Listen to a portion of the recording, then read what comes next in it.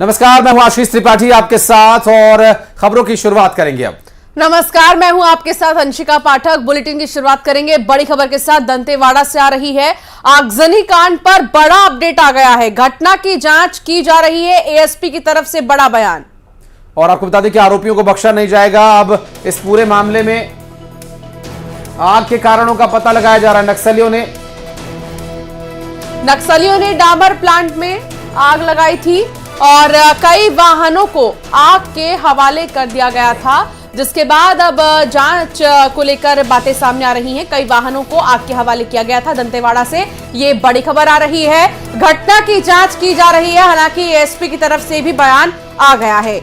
और आगजनी के कांड पर बड़ा अपडेट आया। घटना की जांच लगातार की जा रही है। एएसपी ने इस पूरे मामले में बड़ा बयान दिया, क्योंकि कई वाहनों को अंशिका आग के हवाले वहां पर कर दिया गया था। और इससे पहले भी इस तरह की अंशिका कई घटनाएं सामने आ चुकी है, जिसमें नक्सलियों की एक स्ट्रेटजी काम करती है। वो अमूमन क्या करते हैं, जहां पर रोड निर्माण कार्य चल रहा होता है वहां पर खड़ी गाड़ियों को, निर्माण कार्यों में लगी गाड़ियों को आग के हवाले कर देते हैं। वहां पर काम कर रहे कर्मचारी और जो सुरक्षा में कुछ जवान तैनात होते हैं, उन्हें वहां से डिस्ट्रैक्ट करने के लिए, हटाने के लिए अमूमन ऐसा करते हैं। हालांकि कोई इसकी आधिकारिक पुष्टि नहीं हुई है, लेकिन अमूमन इस तरह की घटनाएं देखी गई हैं। फिर वहां पर सड़क निर्माण, चूंकि उस वक्त एक पहली प्रक्रिया में होता है, फिर वहां पर गड्ढे खोदकर या किसी भी तरीके से सड़कों के नीचे वो अमूमन आईईडी प्लांट कर दिया करते हैं, जो कि बाद में कभी आवाजाही जब जवानों की हो, उन वाहनों को, जवानों को, जो सर्च पर निकले जवान हैं, उन्हें निशाना बनाने के लिए अमूमन इस तरह की फिर ये एक स्ट्रैटेजी नक्सलियों द्वारा अपनाई जाती है।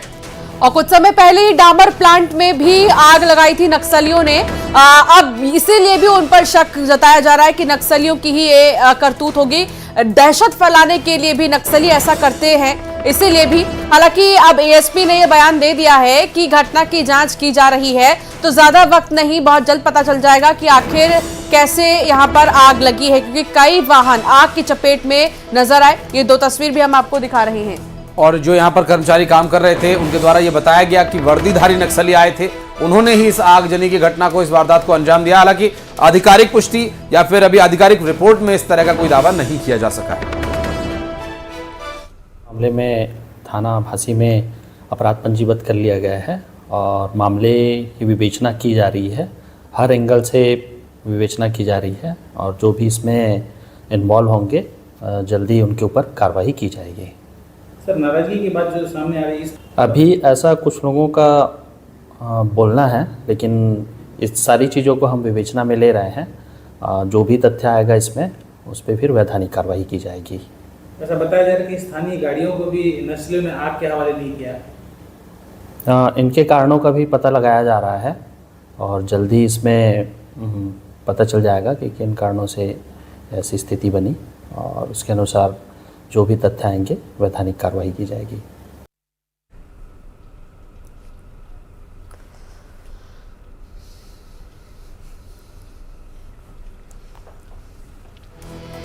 और दिनेश गुप्ता हमारे सहयोगी इस वक्त हमारे साथ मौजूद है। दिनेश, आगजनी हुई, इतनी गाड़ियों का नुकसान हुआ, वहां पर जो लोग कर्मचारी काम कर रहे थे, उन्होंने तो पुष्टि की थी कि नक्सलियों ने इस वारदात को अंजाम दिया है। पुलिस क्या कुछ कर रही है? अभी जो एसपी का बयान आया, उसके आधार पर क्या कार्रवाई आगे देखने को मिल सकती है?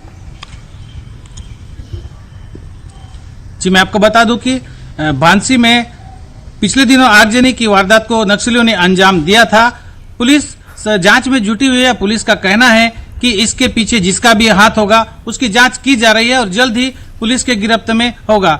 ऐसा देखा गया है कि रोड के कार्यों में जब भी ऐसा रोड का काम होता है तो नक्सली वहां व्यवधान उत्पन्न करते हैं, और व्यवधान उत्पन्न करने से वहां मजदूर और कर्मचारी हट जाते हैं, तो उनको आईडी प्लांट करने का एक अच्छा अवसर मिल जाता है और आईडी प्लांट कर देते हैं। इस तरह की वारदातें, आईडी मिलने की वारदातें लगभग हर जिले में देखी जा रही है और पुलिस आगजनी की वारदात को जांच कर रही है और इस पर जल्द से जल्द कार्रवाई करने की बात कही है।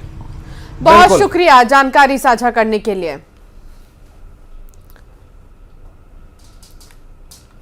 और बढ़ते आगे, कोरबा से बड़ी खबर। डंपर में आग लगने का एक मामला सामने आया, जहां डंपर का केबिन पूरी तरह से जलकर राख हो गया और हादसे में चालक बाल बाल बचा है। फायर ब्रिगेड ने आग पर काबू पा लिया है। एससीसीएल की गेवरा खदान की ये पूरी घटना आपको तस्वीर भी दिखा रहे हैं। डंपर में भीषण आग, डंपर का केबिन जलकर राख हो चुका है और आग की लपटें इतनी दूर दूर तक फैली कि आसपास के लोग दौड़कर यहां पर आए। किसी ने इसका वीडियो भी बना लिया है। फायर ब्रिगेड ने आग पर हालांकि अब काबू पा लिया है। और तस्वीरों में देखकर आप अंदाजा लगा सकते हैं कि कितनी भयानक ये आग थी। आप देखिए काला स्याह धुआं दूर से ही उठता हुआ दिखाई दे रहा है और धू धू कर वाकई ये जो आग है तेज लपटों के साथ जलती दिखाई दे रही है। और ये जो दुर्घटना हुई इसमें राहत की बात यह है कि कोई जनहानि नहीं हुई और वक्त रहते जो ड्राइवर था वो अपनी जान बचाकर भाग सका और हादसे में ड्राइवर बाल बाल बच गया।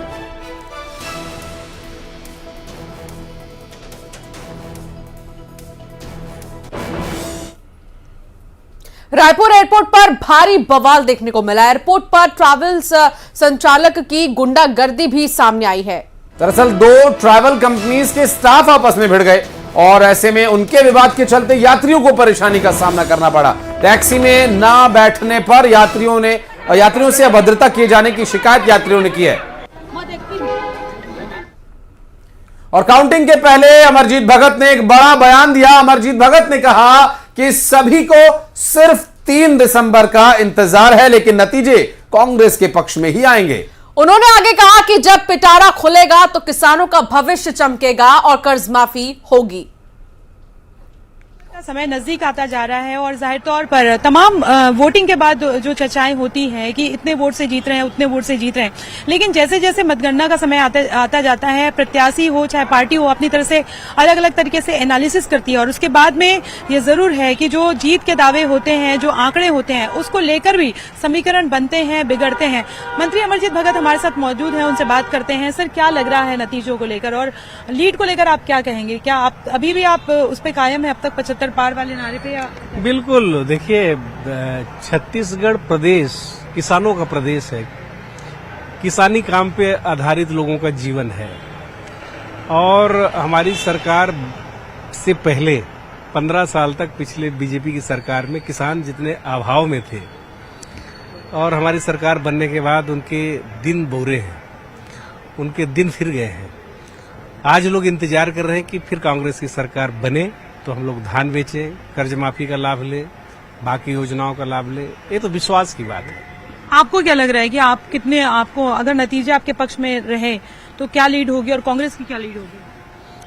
अमूमन वैसे ही रहेगा जैसा है ना, 19-20 1-2% का आगे पीछे होगा, बहुत ज्यादा का वो नहीं है। किसके बीच में? 75 पार जो बोल रहे हैं ना, उसी के आसपास तो ही है अभी भी। या आपको लगता है कि आप जो कह रहे थे कांग्रेस और बीजेपी के बीच ऐसा? हाँ, वही मतलब 19-20 का ही अंतर रहेगा कांग्रेस बस नहीं, मतलब हम जो बोले हैं उसमें अच्छा 75 जो बोले हैं ना उसमें 19-20 के जो पिछला हमारा जो टारगेट था, पिछला जो रिजल्ट परफॉर्मेंस था, उसी के आसपास रहेंगे। उनका दावा है कि कांग्रेस की सरकार आ रही है और वो लीड कर रहे हैं। मतगणना के नतीजे जो हैं वो 3 तारीख को निकलेंगे, लेकिन उसके पहले अगर हम बात करें तो तमाम जो पार्टी और प्रत्याशी है उनका दावा है कि वो जीत रहे हैं। हालांकि जनता जनार्दन का फैसला क्या है ये तो 3 दिसंबर को पता चलेंगे। कैमरा पर्सन राजन के साथ ममता लांजेवार, न्यूज 18 छत्तीसगढ़, रायपुर। वहीं पूर्व मंत्री अजय चंद्राकर ने एक्स पर पोस्ट कर कांग्रेस पर तंज कसा। डोनाल्ड ट्रंप का हवाला देते हुए उन्होंने पोस्ट किया है। दरअसल उन्होंने पोस्ट में लिखा कि छत्तीसगढ़ में चुनाव हारने के बाद कांग्रेस पार्टी महानदी भवन और मुख्यमंत्री निवास में अवैध कब्जा करने की कोशिश कर सकती है, जैसा कि चुनाव हारने के बाद डोनाल्ड ट्रंप के समर्थकों ने अमेरिका में किया था। उनका यह कहना है कि प्रशासन को गंभीरता से इसके लिए तैयारी करके रखनी होगी। अजय चंद्राकर पूर्व मंत्री रहे हैं और एक गंभीर बयान उन्होंने दिया है, क्योंकि अभी चुनाव होने के बाद रिजल्ट आने के बीच का जो समय चल रहा है, बयानबाजी लगातार तेज हो चले। इससे पहले आपने कांग्रेस का बयान सुना, अब बीजेपी का बयान सुनिए।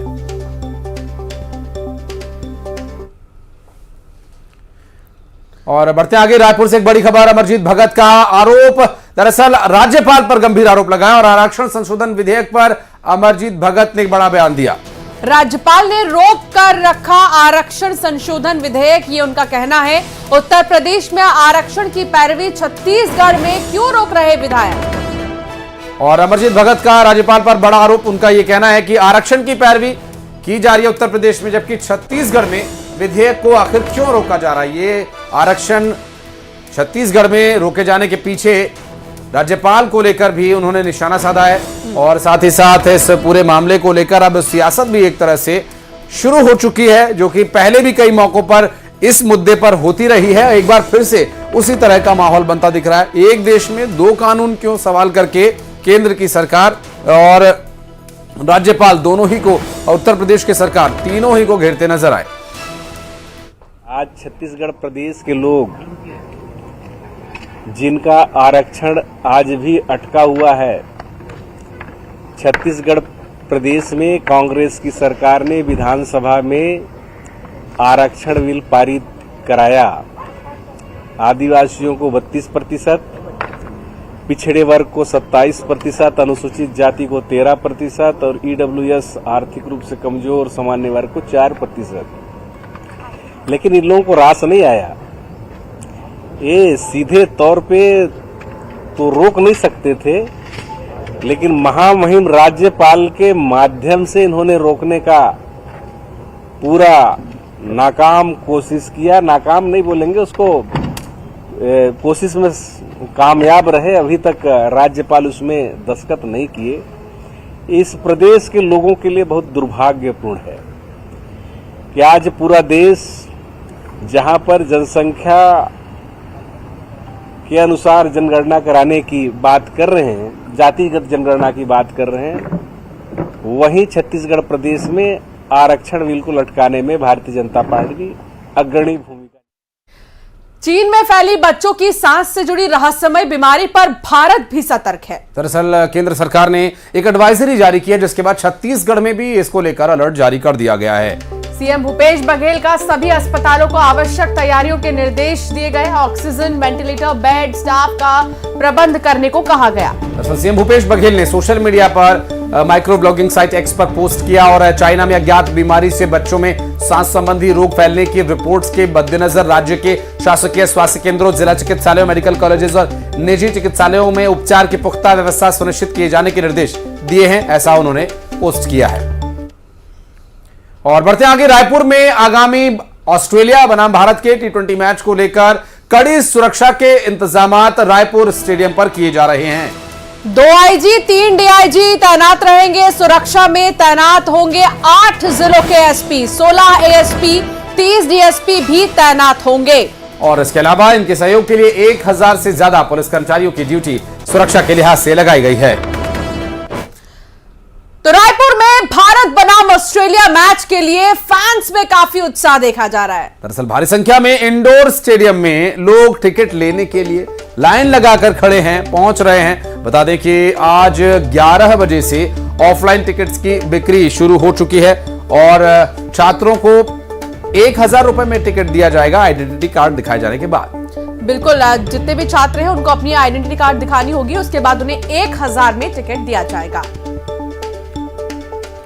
ऑस्ट्रेलिया के बीच T20 सीरीज का चौथा मैच राजधानी रायपुर में 1 दिसंबर को खेला जाना है। इस वक्त मैं मौजूद हूँ राजधानी के इंडोर स्टेडियम में, जहाँ पर टिकट्स के लिए जो है सुबह से स्टूडेंट्स की लंबी लाइनें जो है वो लगी हुई है। कितने एक्साइटेड है? बहुत ज्यादा एक्साइटेड हैं और निश्चित ही चौथा मैच भी यहाँ पे छत्तीसगढ़ में जीतने वाली है टीम इंडिया जी। और हम तो रिंकू सिंह के दीवाने हैं और रिंकू सिंह जबरदस्त मैच फिनिश छक्का मार के करने वाले हैं जी। टिकट्स को लेकर कितने सेटिस्फाइड है? टिकट तो लेकिन भारी बहुत कॉस्टली है, लेकिन क्या करें, एक्साइटमेंट ही उतना है कि अब पैसा नहीं देखा जा रहा है, बस एक्साइटमेंट ही देखा जा रहा है। पैसे कम होने चाहिए थे क्योंकि वनडे में पिछले बार 300 रुपीज़ था स्टूडेंट्स के लिए, इस बार 1000 रुपीज़ कर दिए, तो ये तो गलत बात है। और सुबह से हम लोग 8 बजे से लाइन लगाए हुए हैं। कितने बजे से आप लोग लाइन में लगे? हम लोग 8 बजे से आए हुए हैं यहाँ पे, तब से लेकर के बहुत लंबी लाइन लगी हुई है।